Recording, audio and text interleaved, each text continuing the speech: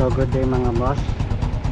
Bali update ko lang tayo dito sa ating Honda RS na 2007, no? Ayan. So yung tumutunog dito kasi yon may butas, no? Tikit-tikit may butas na kasi yung ating itong elbow na to, exhaust, no? Sa tambotso. Bali ang gagawin natin, iti-test drive na natin itong Honda RS na 125, no? Iti-test drive natin paakyat tapos pababa, tapos pagbalik natin check natin kung may usok. Although na check ko na rin to, na test drive ko na rin to nung nakaraan. So dahil wala tayong upload, so update ko kayo dito sa ating 2007 model, no? Nanulubog sa baha. Yun, sa mga hindi pa nakapanood, meron tayong part 1, part 2 na pag nito, paggawa o yung simpleng solution para sa mga nalubog na motor na hindi pinaandar, no?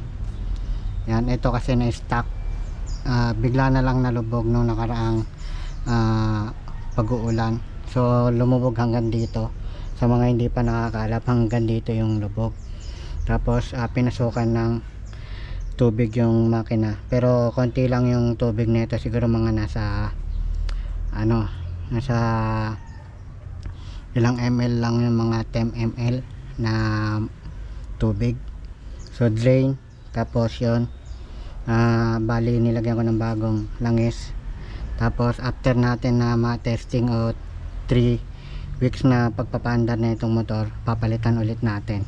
So check na rin natin mamaya yung itong ating oil, no, na bago, no, kung meron pa siyang konting tubig.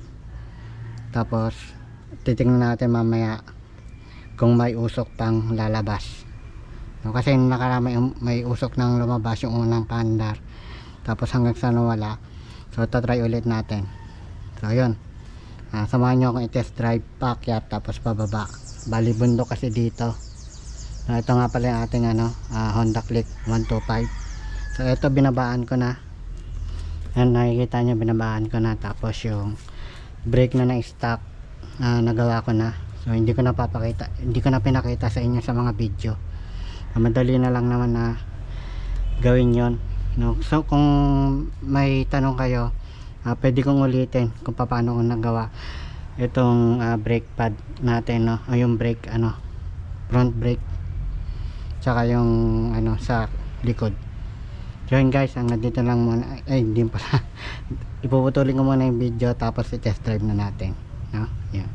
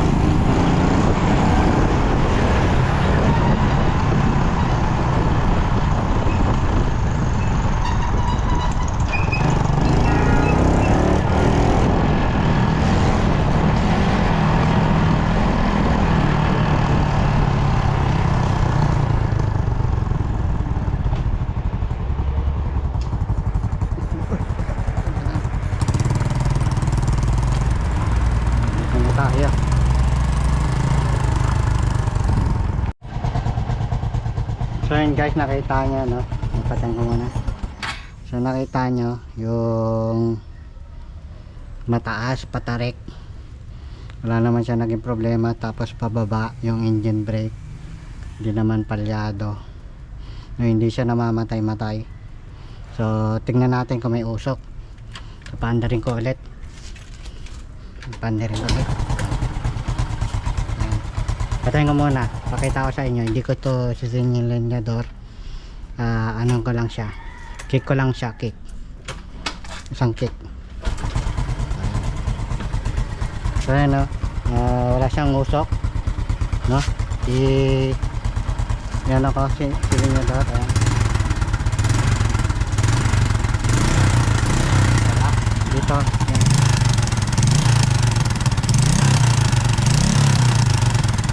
Wala, no? So tignan natin to. Ito dito, tignan natin yung langis niya. Tignan natin yung langis niya. So although wala siyang usok, tignan natin yung langis kung meron siyang tubig. Pero alam ko may tubig pa to eh, na konti. So ito, pamunas.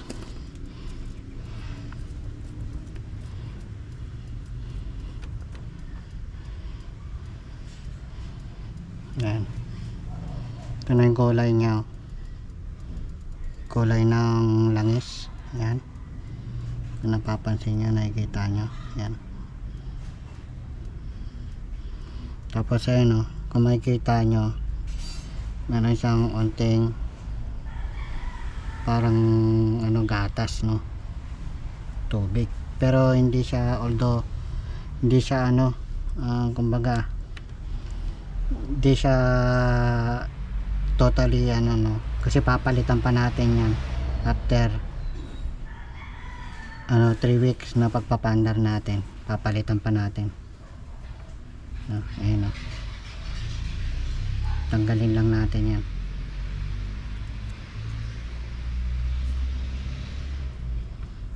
So wala na akong balak na ipa-open tong makina, no, kaya ganito lang yung ginawa ko, dahil panggamit-gamit lang sa araw-araw, no. Kasi ipagawa natin ay bumili na lang tayo ng bago, tayo na lang natin to masira, no. Pero sa paggamit nito, tatagal pa to na magagamit nyo pa, no. Kasi kung papagawa mo, although kasi parang halos kalahati rin ng presyo ng motor na to, no, bumili ka na ng bago.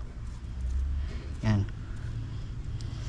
kung gusto mong pagawa, abutin rin ng 15, 10. Yan, yung 10 na yon, yung 15 na yon, magdagdag ka na lang ng kaunti, no, makakabili ka na rin ng bago.